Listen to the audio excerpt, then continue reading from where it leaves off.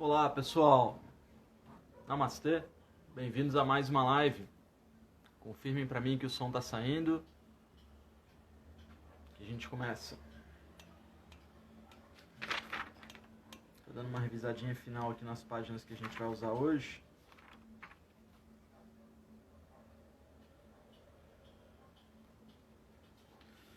Beleza? Beleza pessoal, vamos lá? Bem-vindos nessa terça-feira.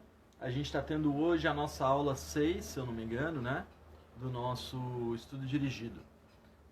Hoje a gente vai estar falando, se vocês quiserem acompanhar no livro, a gente está pegando um pouco da página 30 e um pouco da página 34. Tá? A gente vai continuar o tema de ontem, que foi sobre a evolução dos corpos em prol da divindade em si. Então, o que eu estava trazendo ontem é que nós trazemos a capacidade de agregar mais matéria espiritual e ter uma experiência espiritual apenas quando estamos em carne. Então, quando a gente está em vida, a gente tem essa experiência agregando partículas.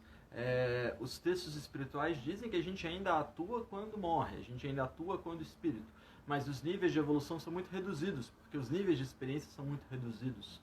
Então, a partir do momento que você tem que lutar pela sobrevivência, lutar para comer, para respirar, para viver em todos os sentidos, você tem muito mais capacidade de aprender. A gente vai estar abordando hoje a criação desse corpo, né? Mais ou menos como a gente fez sexta-feira, eu expliquei o sistema dos chakras criando o corpo físico, e a gente vai entender os 5 sentidos. Então, fazendo uma revisão sobre a criação desse corpo, vocês podem acompanhar isso na página 30. Todos os aspectos são constituídos por uma descendência da hierarquia divina. O mais denso que tem aqui embaixo é o corpo físico. O corpo físico é o mais denso, tá? O corpo material. Acima do corpo físico é o desejo dessa matéria. Assim como eu falei semana passada, o desejo da matéria ácida é encontrar um antiácido. O desejo do calor é encontrar o frio. O desejo do frio é encontrar o calor. O desejo do pesado é encontrar o leve. O desejo do macho é encontrar a fêmea. O desejo da luz é encontrar a escuridão. Da escuridão é encontrar a luz. E uma coisa vai contrapondo a outra. E esse é o campo do desejo. Quando você transcende esse campo do desejo, você começa a ter uma opinião pequena sobre as coisas. É a mente inferior. É a mente desejosa, que quer pra ela, que tem ego, que acha que a vida dela é mais importante que a vida dos outros. Quando você transcende essas 3 dualidades, essa tríade inferior, dualidade não. Quando você transcende a tríade da matéria, do desejo e da mente inferior, você começa a compreender a tríade superior, que é constituída da mente superior, que faz com que a gente tenha intelecto, com que a gente tenha vontade de aprender, de ensinar, de evoluir. Ela te conecta com o outro aspecto da tríade superior, que é o campo da consciência. Você não precisa pensar muito para saber a diferença entre certo e errado. A consciência já faz isso para você. E o campo espiritual, o campo mais sutil, aonde habita o nosso espírito, aonde habitam as nossas experiências de vida. Então a gente tem a tríade inferior de matéria, de desejo e de mente inferior, e a tríade superior de mente superior, de intelecto e de consciência, tá? O intelecto ele é meu, mas a consciência ela é global, beleza? Então a gente faz esse estudo básico sobre a tríade inferior e a tríade superior. Quando a gente começa com a nossa tríade superior a habitar corpos físicos para ter uma experiência de vida, a gente vem nos corpos mais básicos que as nossas experiências de vida conseguem controlar. De acordo com a experiência que eu tive aqui em vida material, às vezes em minério, em reino vegetativo, em reino de inseto, então, de acordo com a experiência que eu tive aqui, eu vou agregando mais partículas superiores. À medida que as partículas superiores vão ganhando mais corpo, mais riqueza, mais forma, eu vou ganhando a capacidade de transcender esses aspectos dos corpos inferiores e acessar cada vez campos mais superiores. E o que vai acontecendo, tá baixo o som? Vou chegar mais perto aqui, mas eu não tenho como deixar muito mais alto do que isso, tá? E o que vai acontecendo é que à medida que você vai acessando corpos superiores, você vai tendo acesso às características desses corpos, que são classificadas basicamente não só pela consciência que ele tem do mundo, a consciência que ele tem de si mesmo, a inteligência, mas a gente pode classificar matematicamente a evolução deles como a evolução dos 5 sentidos. Então vamos fazer um estudo base dos 5 sentidos, vocês encontram isso na página 34, tá? Quando a gente pensa no sentido mais grosseiro, né? Vamos do grosseiro para o sutil. Qual é o sentido mais grosseiro? Tá? As pessoas ficam meio assim, pô, deve ser o quê? Deve ser o tato, né? Só que percebam só uma característica do tato. Para eu escolher o sentido do tato, eu preciso ter uma noção de quem eu sou, preciso mover o meu corpo para sentir o tato. É claro que eu não preciso mover a minha mão se ela está em repouso, mas a base do tato é você se conectar com a matéria. E nem sempre você já parte de um princípio físico, você nunca parte de um princípio, você tem o direito de contato. Você consegue ir até lá e como assim? Não estou entendendo. Então, para a gente resumir, o primeiro sentido é o olfato, porque você não vai até o objeto. O objeto encosta na sua mucosa.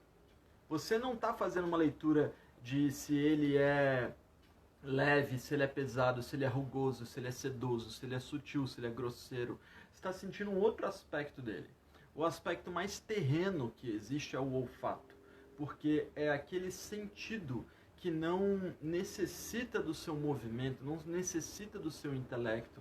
Você não precisa ter experienciado o liso para saber, você precisa ter experienciado o liso para saber que aquilo é áspero. Mas você nunca precisa ter experienciado um cheiro para reconhecer o efeito daquele cheiro. A partir do momento que você sente aquele cheiro, você já entra em contato fisiológico com ele.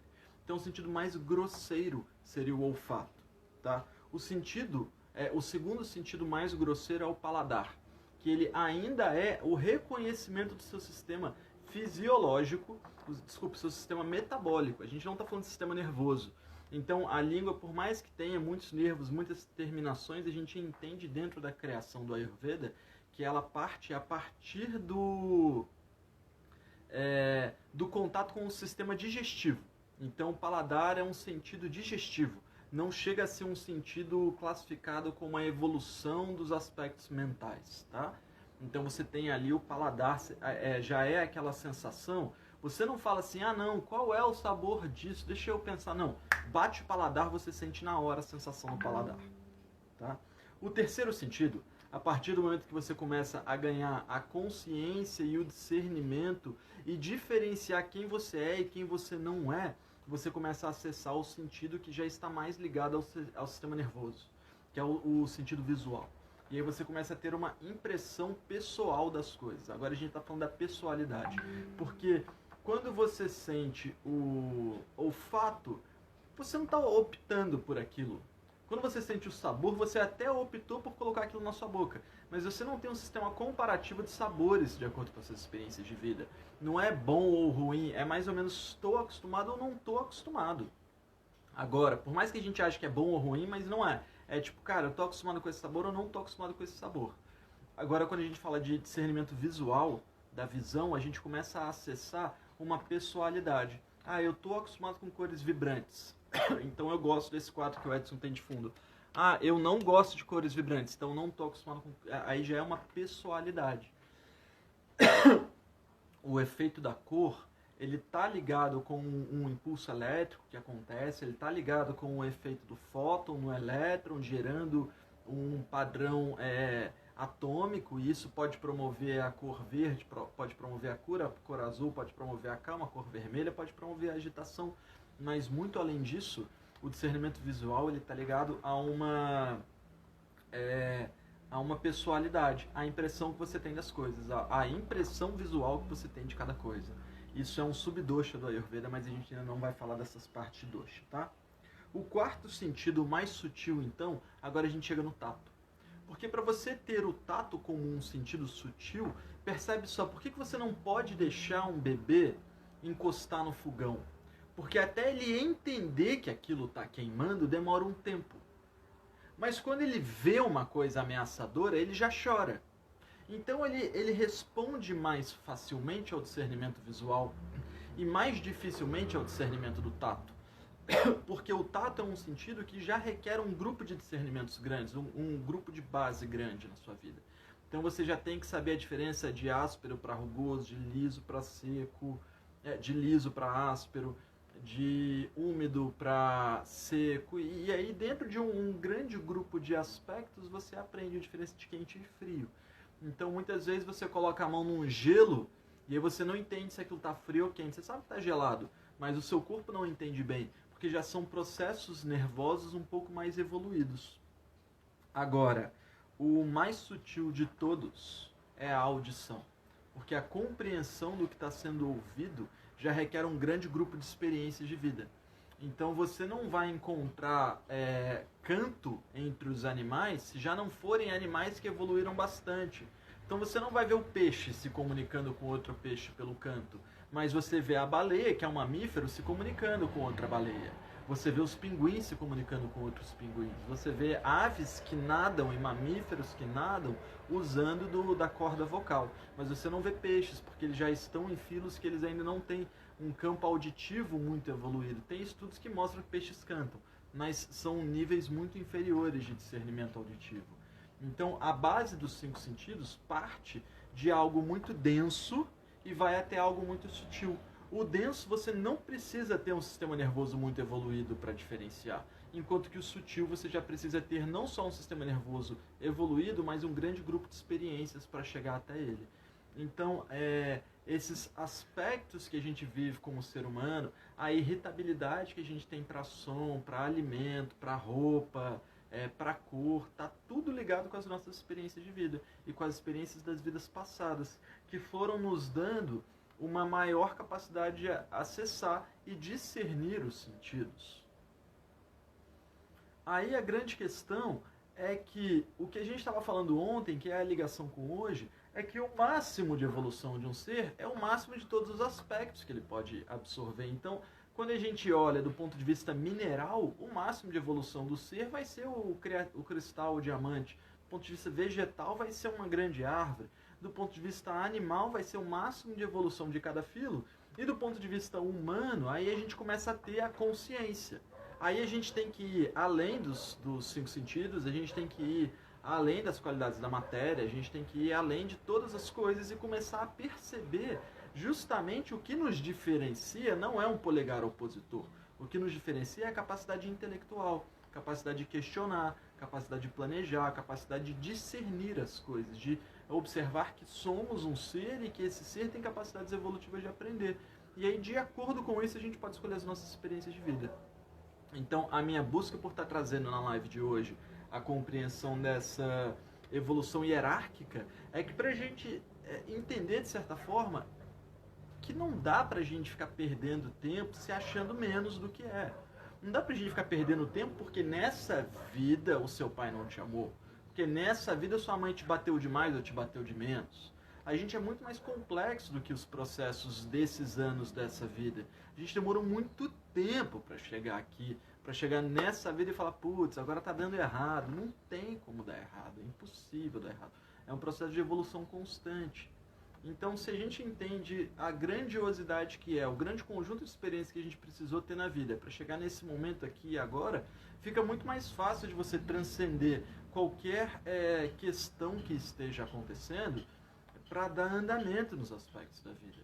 Porque quanto mais você vive, quanto mais experiências de vida você tem, mais próximo de Deus a gente fica. E para quem é ateu e quer entender ainda assim, quanto mais experiências de vida você tem, mais lapidado você fica. E isso vale para todos os seres. Quanto mais você malha, mais forte você fica. Mas agora a gente está falando de uma experiência espiritual, né? De uma malhação espiritual. Então a Ayurveda traz para a gente essas rotinas desses exercícios espirituais. Praticar o Dharma, o Artha, o Kama e o Moksha. Mas esse já é um conteúdo desse foco espiritual que eu quero deixar para a live de amanhã, onde a gente vai falar dos 4 princípios, que eu já falei algumas outras vezes, então para algumas pessoas já pode ser um assunto repetido, mas que eu vou estar falando sempre de outras formas, de formas cada vez mais complexas, completas e diferentes. Então hoje eu queria deixar esse oferecimento, para a gente entender essas bases da formação dos sentidos, entender que cada sentido vai se tornando cada vez mais sutil, que as pessoas que estão muito atreladas aos sentidos inferiores, elas estão muito terrenas, estão muito nos chakras inferiores, estão muito no dosha de Kapha, estão muito na característica de Tamas, estão muito paradas e inertes. E as pessoas que já estão acessando as coisas superiores, os sentidos superiores já estão muito mais evoluídas. Ah, mas me dá um exemplo. Mozart, Beethoven, os seres que têm uma grande capacidade de discernimento auditivo eram conhecidos como pessoas altamente evoluídas. Tanto que a gente sabe quem são até hoje. Beleza, pessoal? Então a gente estudou os corpos sutis dos sentidos hoje. A gente deu uma revisada nos 7 campos da espiritualidade. E a gente vai estar dando andamento a essa live falando durante os próximos dias da semana sobre mente, tá? Agora, eu vou entregar para vocês. Afinal, qual é o mantra mais poderoso? Beleza, eu ia deixar para a live de amanhã, confesso para vocês, tá? Mas a questão é a seguinte, pessoal, já que a gente está seguindo uma hierarquia bonitinha, agradeço vocês estarem me lembrando. A questão é que o mantra mais poderoso vai ser aquele que te conecta com com o aspecto mais potente de todos. Então, a gente pode citar aqui, vamos falar do Gayatri Mantra. Para os terapeutas de Ayurveda, é um mantra que você oferece tudo o que você está fazendo ao deus da medicina ayurvédica. Beleza, isso é uma coisa. Ah, vamos pensar aqui no mantra para Shiva. No mantra para destruir todos os seus obstáculos. Beleza, mantra ótimo. Vamos pensar aqui no mantra para Ganesha, que é aquele que enfrenta os problemas. Então vamos cantar um mantra para Ganesha. Pô, legal. Mas assim, tem gente que não está com problema, tem gente que não está precisando destruir os aspectos da vida, tem gente que não está precisando criar com os aspectos de Shakti, tem gente que não está precisando orar para o Deus da medicina porque nem crê que Deus seja um ser tão personificado assim ao ponto de personificar um Deus. O mantra mais potente que existe é aquele que nos conecta com o aspecto divino mais próximo que existe da gente. Então a gente pode orar para Jesus e rezar um Pai Nosso, porque para muitas pessoas esse é o aspecto mais divino que elas conhecem. O que eu conheci e acredito ser o mantra mais poderoso é o mantra que se dedica a Shri Bhagavan Narayana, ao ser que regeria o sol. Imagina que você vai evoluindo tanto, ao ponto de reger o meio. Ah, mas isso não acontece? Será que não? Você como uma planta, você não rege o que está em volta das suas raízes? Você não rege os próprios nutrientes que estão na planta? Você como um animal, comendo adequadamente, pode ser um ser humano, você não rege as enzimas? A enzima não é sua, mas se você não tiver uma alimentação adequada, suas enzimas não vão ser de boa qualidade? Seus tecidos não vão ser de boa qualidade? A gente não está falando que tudo está vivo? Então, você é senhor de si mesmo. Um pernilongo escolhe qual é o sangue que ele vai beber. Então, Narayana é aquele que é senhor de si mesmo. Então, Shri Bhagavan Narayana é o nome dado ao ser que é senhor do sol. E, consequentemente, senhor de todos os outros logos que habitam o sol. Então, a gente está falando da Terra, dos outros planetas, dos seres que habitam a Terra. Seria esse o ser que que pediu a ajuda de Jesus. Falou, olha Jesus, você é um hierarca tão forte quanto eu, mas você é o hierarca da Terra, então eu gostaria de que você fizesse a função de trazer ao homem o discernimento de que ele deve amar a si mesmo como ama ao próximo. Então, o maior mantra que existe é aquele mantra que vai resolver o seu problema, vai tirar o obstáculo, vai gerar energia na sua pedra da lua para você orar para ela quando a lua estiver nascendo no primeiro dia de lua cheia do mês. Vai ser um mantra que vai aumentar a sua vitalidade, vai aumentar o seu Agni, vai aumentar a quantidade de prana, de tejas, de ojas. O mantra é Om Namo Naraya.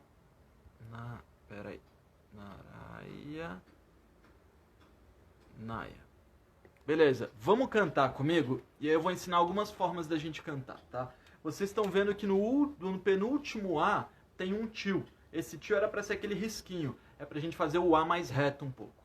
Então, é um mantra para você oferecer a qualquer coisa. Você quer energia, puxa esse mantra. Você quer romper obstáculo, puxa esse mantra.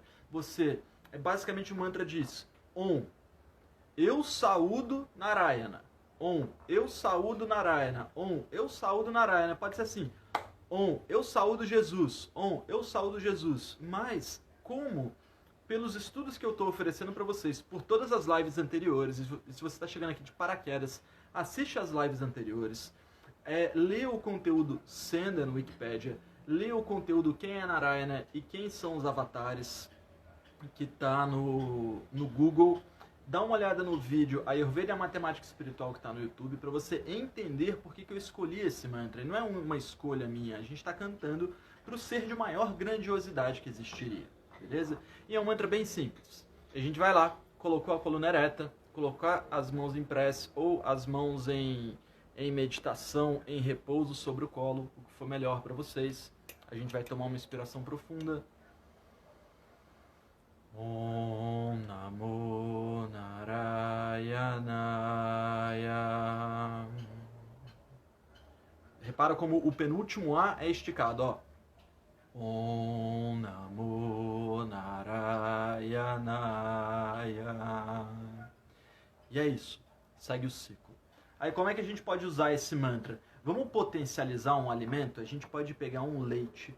Então eu vou ensinar o seguinte, ó, vou ensinar a forma mais nobre de usar esse mantra e ela vai servir para todas as aplicações que vocês quiserem, tá? Vocês podem só trocar o ingrediente que a gente vai energizar.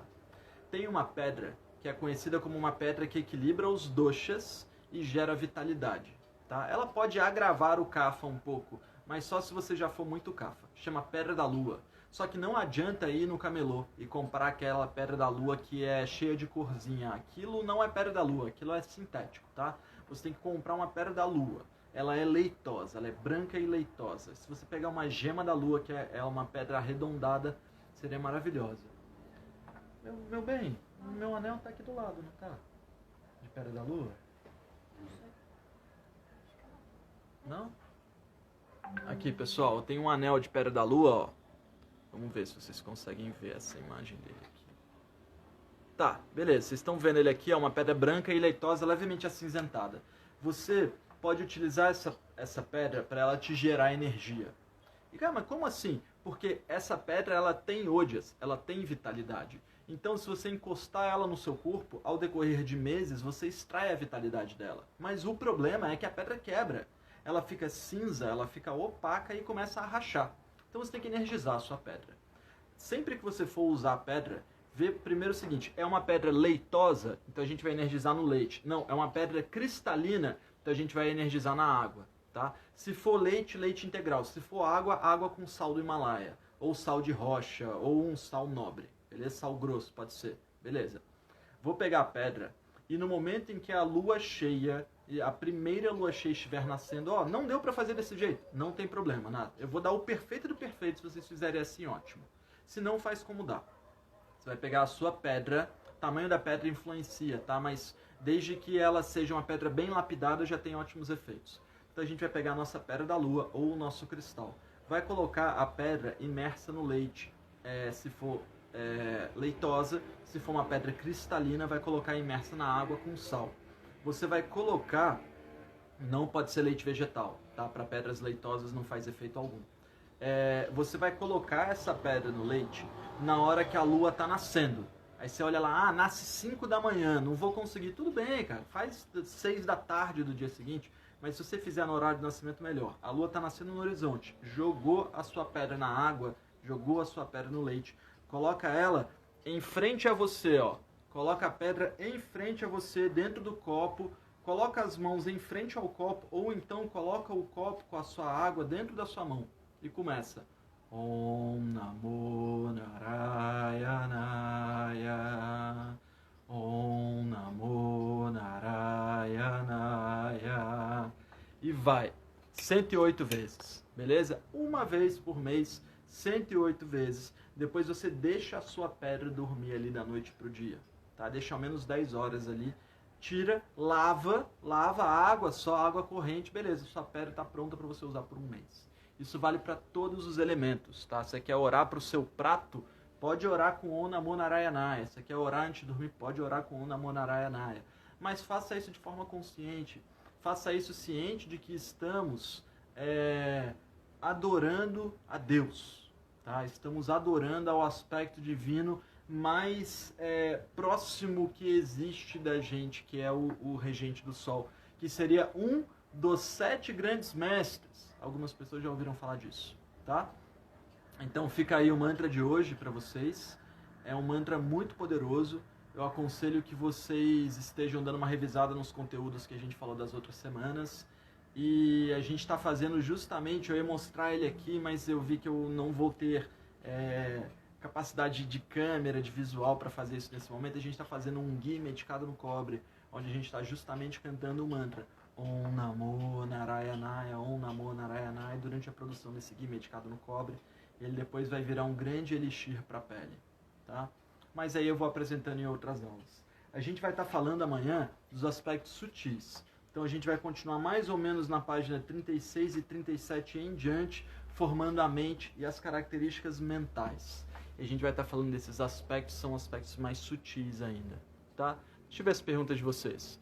Diana, no leite, de onde vem a indicação? Não entendi. É um mineral? Qual a relação dela com o leite animal? Aliás, nem é o leite que se vende no mercado, desculpa a ignorância. Claro, Diana, pergunta é pra gente perguntar mesmo. Quando a gente pensa nos maiores nutrientes que existem, o leite é o maior nutriente do planeta. Então, ele é o que tem mais elementos nutritivos, ele é riquíssimo de todos os elementos. Então, revestir a pedra nesse ingrediente leitoso, literalmente sela ela, tá? Pode não fazer tanto sentido do ponto de vista... Olha só, vou te dizer um estudo, página desse livro aqui, pessoal. A gente está fazendo estudo desse livro, tá? Ayurveda, a Ciência da Longa Vida. Vou te dizer uma coisa para você dar uma estudada, Diana, que talvez, assim, eu gosto muito de comparação. Tem um estudo de que as plantas crescem mais mediante diferentes músicas que você coloca.